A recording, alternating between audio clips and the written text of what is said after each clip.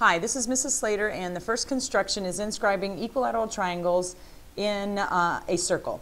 You may recall from class that a regular hexagon has congruent segments throughout it. So I want to review first those segments. So in this hexagon, as we remember that a regular hexagon is going to have all congruent sides. And also, we know that the apotheosis from the center point to the perpendicular to the side. But I'm really not concerned with that one. The one I'm concerned with is the radius. So you have this radius from the center point to the edge. Now why this, or to one of the vertices. Why we're going to call this the radius is because we know that in this regular hexagon, if we connect this, we know that there are 6 congruent equilateral triangles in the picture. So if we know that, then we know all the sides are congruent and the radius is going to be congruent to the side. Now, just to add a little extra to this, the reason we call it the radius is because in an inscribed hexagon, the radius is also the radius of the circle that is circumscribed on the hexagon. Okay, so now that we know that, one other thing from a previous lesson is the fact that if you have congruent parts, these are all congruent now, all congruent sides, therefore every arc is congruent as well. Not to the side, but to each other. Okay, so then you may be asking, well, why did I need to know all that? Well, if we know the circle, so let's say we don't know any of this. I'm going to go ahead and erase this really quick because you do not need to write that down. Okay, so now that that's gone, we can focus on the circle. So starting from point E, we're going to have to create 6 congruent segments throughout the whole entire circle. So it's going to look something like this. You can go ahead and try that, but now we know exactly what that length is going to be because the radius is going to connect. So if you measure the radius with your compass point at E and your center point at, or your pencil point, your compass point, either way, get that length, and then we're going to go around 6 times. Now I'm also going to show you this with a compass. Okay, so in this part we are going to need our compass and straight edge. Let me just get rid of that little mark really quick. And when we start, I want you to go ahead and move your compass on point E. And then you're going to move the compass so you can find that pencil point right on the radius. And it looks something like this, okay? Because the length is going to be the same, again, on a hexagon. That's why we can do this. Okay, then leave your compass point on point B, and then we're going to move throughout the circle. So make a mark, little arc mark, and then we're just going to move our compass ever so swiftly. And I just have to do a little adjusting. Okay, so then you take the intersection and make another mark and continue that throughout the whole thing. So you can go ahead and push pause and then start again. So we went all the way around, and you should be able to go right through point E if you did everything correctly. So hopefully that worked out well for you. Now what this has now created is a hexagon.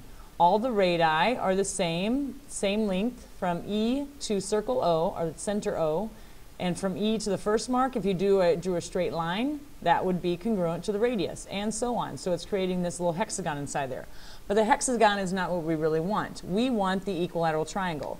So use your straight edge to make the connection between every other one. So we start at point E, and then we can connect it with the second mark, and then also the 4th mark, and then finally from the 4th one to back to E again.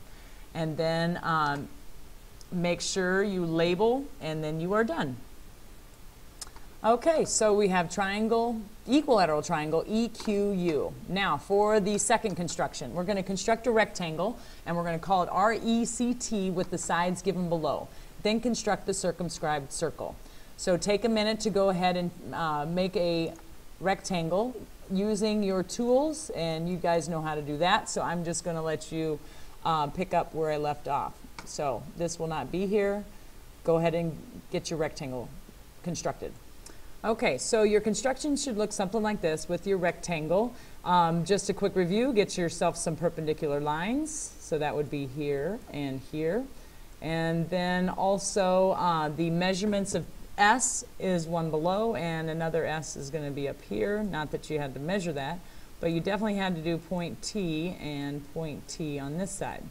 All right, so how do we get a circumscribed circle? Well, that is a circle on the outside of the rectangle, and the center point is going to be the center point of the rectangle. So in order to get that, we are going to connect the diagonals and find out where the intersection point is. So I have a skinny little line here that I want to draw. So I'm going to connect and that one looked a little off, so I'm going to have to fix that. But connect it with the straight edge.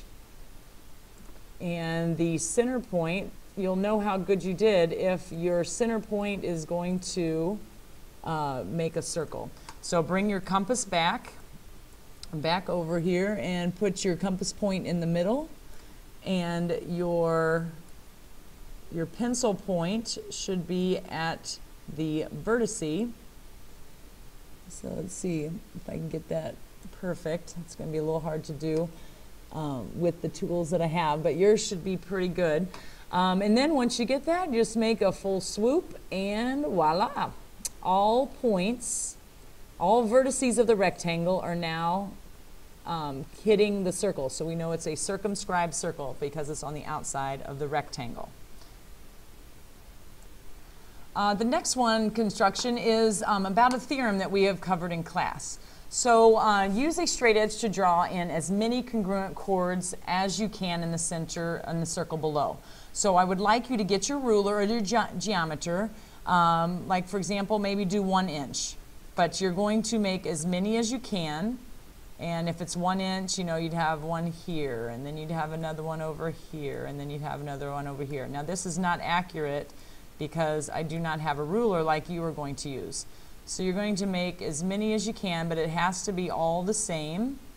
And it can stop and start anywhere because a chord is going to be congruent all the way around. So then make a conjecture. Write the theorem that we've already discussed in class that represents your conjecture. Okay, push pause or pause the video and try it. Okay, hopefully you did well. We will construct that one in class just to make sure you've got it. And let's go on to construction number 4. An archaeologist on a dig found a fragment of a plate shown below in a Roman tomb being excavated. They want to recreate the plate. Help them out by finding the center of the plate and completing the surface. So how do we find the center point? The answer to that is we have to do the perpendicular bisector of 2 chords. And so you're going to need your compass again for this. And the first thing you're going to do is draw in a chord. And it doesn't matter where they are.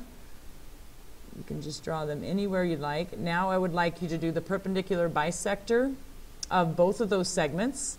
And push pause and go ahead and try that and see if you can get them to intersect. And then we'll continue after that. So after you've created the perpendicular bisectors of both, you can see that they have a nice intersection point right here. So then you take your compass and place it on that intersection, because that should now be the center of the circle. Place your other side on any part of the circle, and your tools will be better than this, so hopefully it will look like the circle it's supposed to be. So here we go, wrap it all the way around, and there you go with a circle, because you had 2 perpendicular bisectors, found the center of the circle. Okay, and then this one I want you to go ahead and try. It is another fragment, and I want you to find out if it was on the plate that we just have done. So good luck, and this is the conclusion of Chapter 10, Constructions.